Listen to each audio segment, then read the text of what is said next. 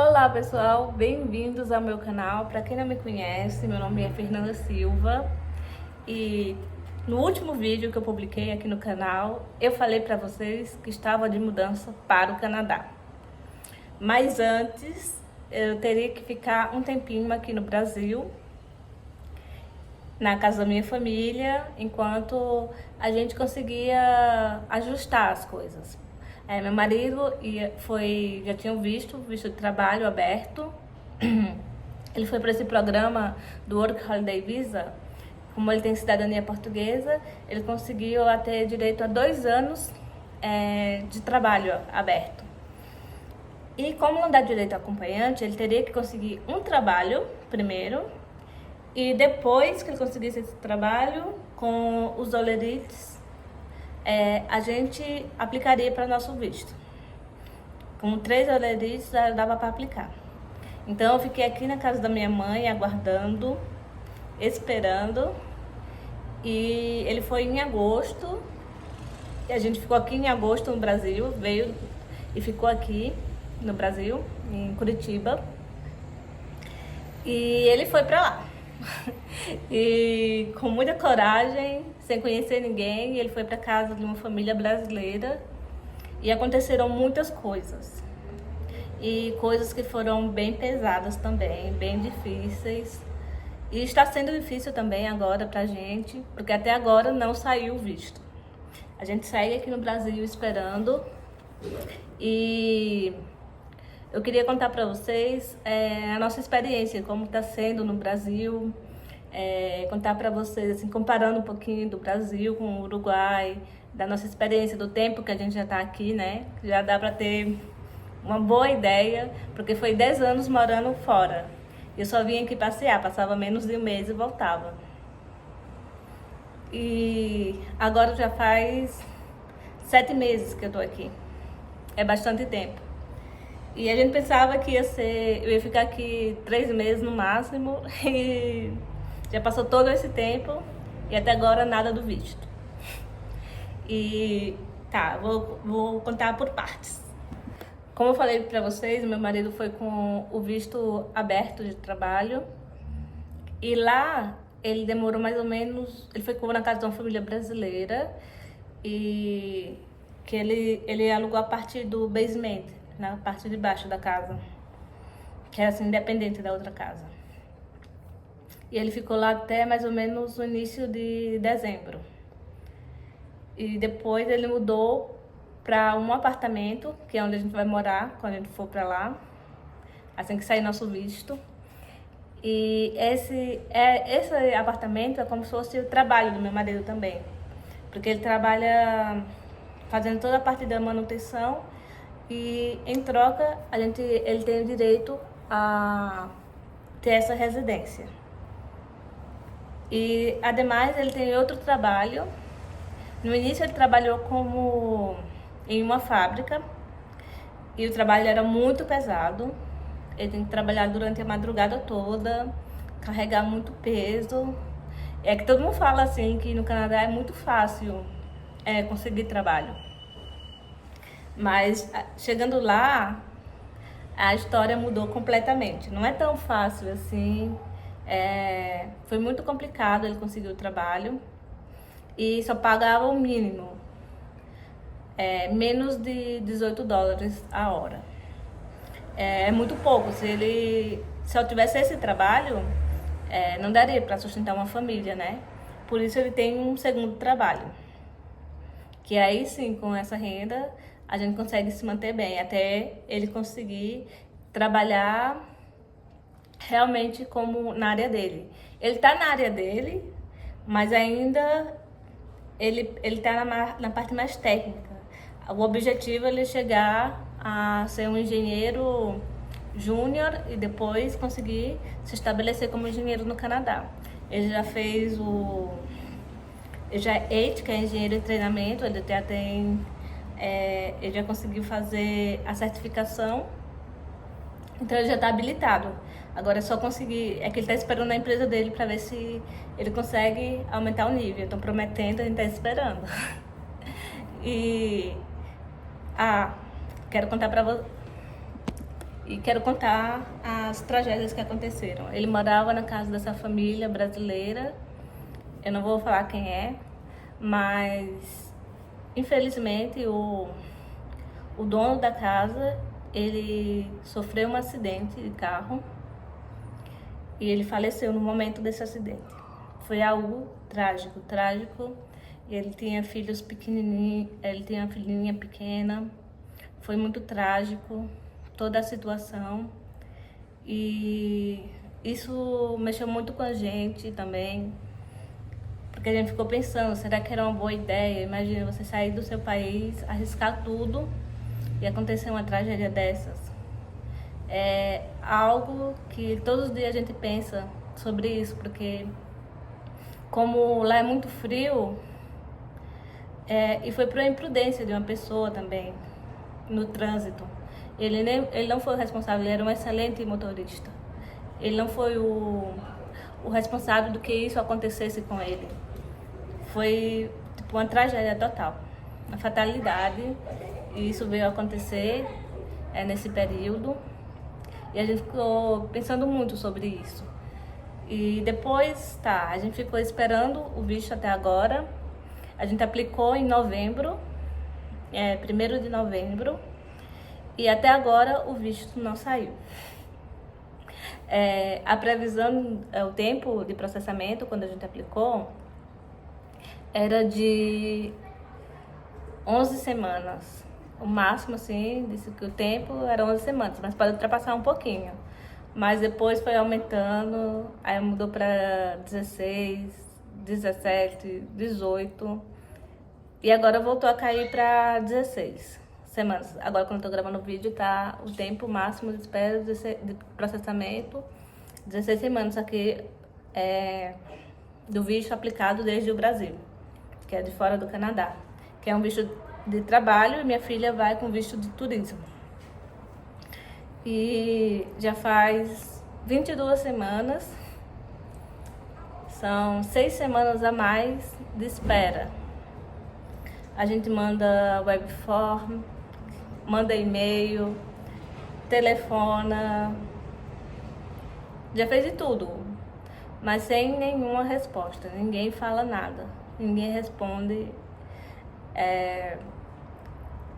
Tipo viver no limbo, tipo viver no vácuo, sem nenhuma resposta, sem nada. Você escreve, ninguém te responde, ninguém fala como está a tua situação, você não sabe se o bicho vai vir aprovado ou recusado. A gente tá vivendo tipo na incerteza, por isso que eu nem quis gravar vídeo, porque eu não me sinto bem comigo mesma, porque minha filha tá longe do pai dela. A gente tá distante já há muito tempo. É muito difícil, muito difícil. E é muito difícil toda essa situação da distância, de ter minha filha longe do pai dela.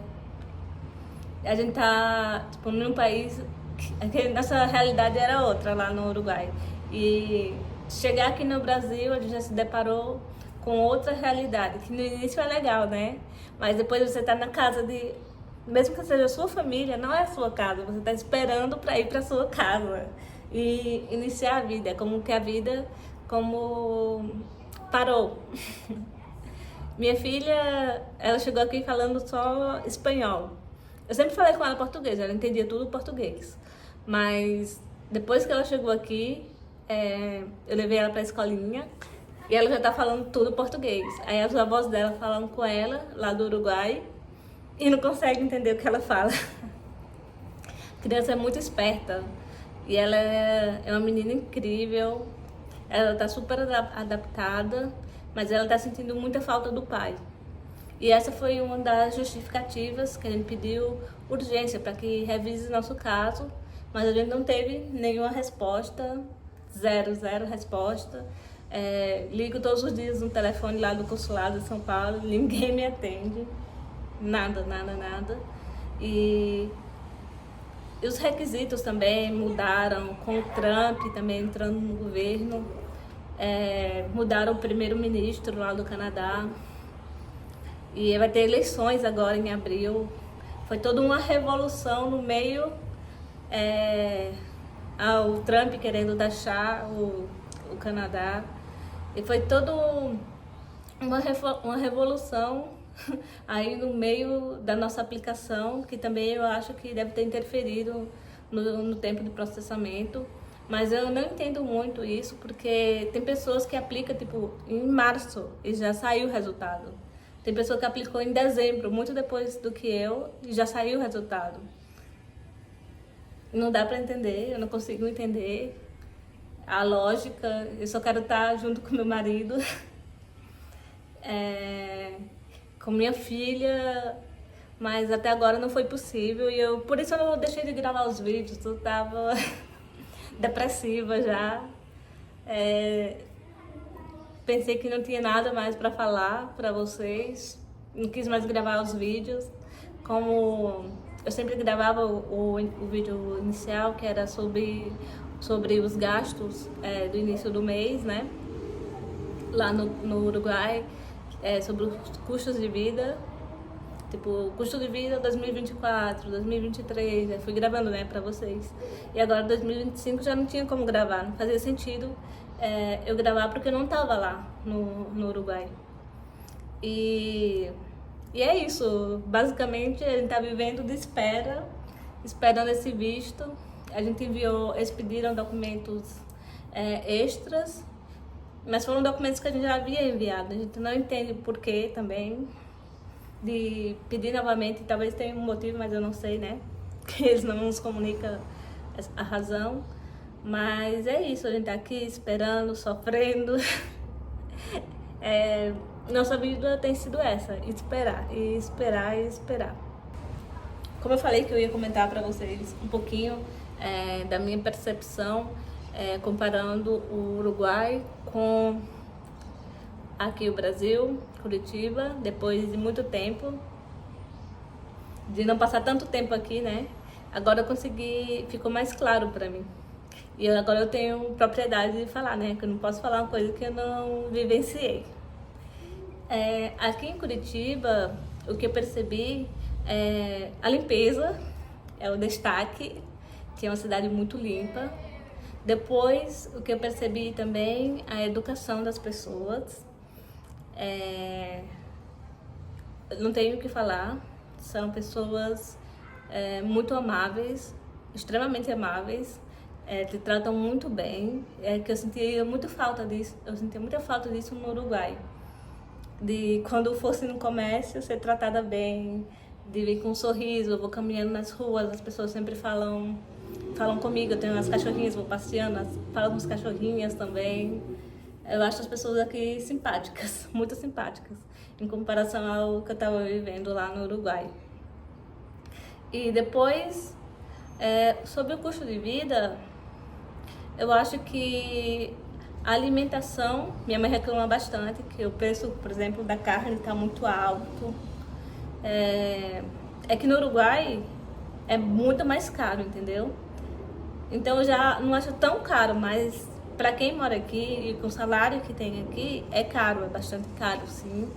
Eu percebi também que os preços dos aluguéis aqui em Curitiba inflacionou muito e dependendo do bairro, se é um bairro mais de classe média, tipo, um apartamento sai R$6.000, R$3.000, o que não é qualquer um, né, que vai conseguir pagar esses valores.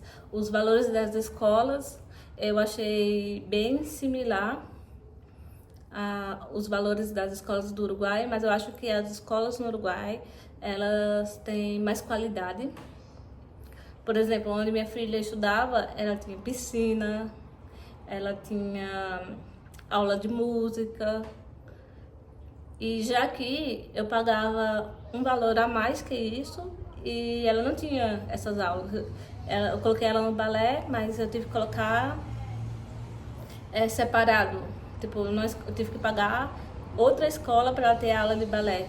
E lá na escola de balé eu vejo que muitas mães pagam, tipo, um curso de inglês pro filho, depois paga piscina, paga tá, essa aula de balé, outras atividades, e sobrecarrega a criança porque já está fora da grade da escola, e sobrecarrega os pais também, que tem que ficar para lá e para cá com os filhos, e financeiramente também, porque já é um custo a mais, e não é barato, gente, é muito caro. Isso agora tem razão as pessoas que reclamam sobre o valor das escolas no Brasil.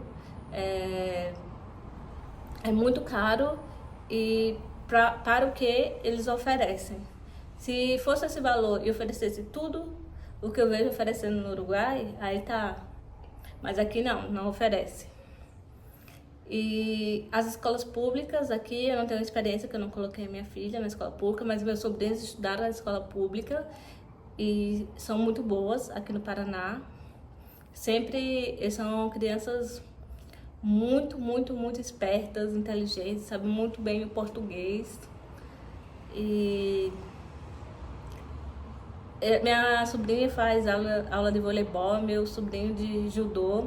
Eles são mais no interior aqui do Paraná. Eles não estão em Curitiba, mas eles sempre comentam sobre o que eles estão fazendo. Eu acho que também isso já é uma vantagem, que no Uruguai é diferente. As escolas, eu acho que lá a matemática, o ensino, por exemplo, da matemática vai ser melhor do que aqui no Brasil. Cada lugar tem sua vantagem e desvantagem. Depois, o que eu vejo aqui no Brasil que está tendo muito é vaga de emprego. Em todo lugar que eu ando, sempre tem um cartazinho procurando pessoas que falavam que não tinha emprego, mas aqui em Curitiba, pelo menos, em todo lugar que eu ando, sempre está contratando alguém. Não sei se vale a pena o salário. Talvez o salário é muito baixo e por isso tem tanta vaga aberta. Porque as pessoas agora não aceitam qualquer coisa, né? Sabe seus direitos e talvez não compensa pegar qualquer trabalho, né? Porque não dá para se manter por os valores. E no geral, eu estranho muito, eu tenho muita saudade dos parques, de levar as crianças, de criança que tem lá no Uruguai. Os parques públicos e as áreas verdes, assim. Aqui em Curitiba tem bastante área verde, né? Isso não tem como dizer que não. E é linda a cidade. Só que os parques, eu acho que são bem precários. Os parques do Uruguai são bem modernos. Tem bastante opção para a criança se divertir. E aqui eu achei a quantidade de opção bem menor. E depois o preço nos restaurantes eu achei caro. Tem uma padaria aqui que eu não gasto menos de R$30 quando eu vou lá. E eu compro pouca coisa e mesmo assim, R$30, R$40. Cada vez que eu vou, eu evito ir lá para não gastar. Porque qualquer coisinha que você compra já é um absurdo. No supermercado também tá igual. Qualquer coisinha que você leva é um absurdo. E pro salário que é aqui do Brasil, tá muito caro também. Essas são as percepções que eu tive até agora. E depois o veterinário, que eu achava que no Uruguai era caro, aqui é um absurdo. Minha mãe outro dia levou a gatinha dela no veterinário, R$800. Tipo, no Uruguai você leva o gato lá na veterinária, a consulta sai R$150, alguma coisa assim. Mas aqui qualquer coisa é um absurdo. Pra tosar a cachorra, R$160. Muito caro, muito caro. Pode ter lugar que é mais barato, mas assim, no bairro que eu estou, é bem caro mesmo. Mas também tem as opções baratas, né? Tipo, a opção de comida no dia a dia, assim, do prato feito, eu acho mais barato aqui. E é mais variada a comida, tem mais fruta. A feira eu achei os preços similares, mas aqui tem mais opções, né? E é isso, basicamente é isso. Se vocês tiverem alguma dúvida, quiser me perguntar, por enquanto eu tô aqui esperando meu visto. Não tenho o que fazer, só pedir para Deus que Deus me ajude, que saia logo. E é isso. Obrigada por assistir. Se vocês tiverem alguma ideia de vídeo É que eu não quis gravar porque eu tava deprimida, gente. A verdade é essa, só em casa, trancada, esperando, esperando e esperando. Eu continuei com a faculdade que eu tava fazendo no Uruguai. Eu tô fazendo as matérias que eu consigo fazer online. Tô fazendo as matérias em casa. E é isso, esperar. E qualquer dúvida, como eu falei pra vocês, é só escrever. Obrigada por assistir o vídeo, se você chegou até no final. Se quiser deixar alguma pergunta, eu vou responder. E obrigada. Um beijo e até a próxima. Quem sabe no Canadá.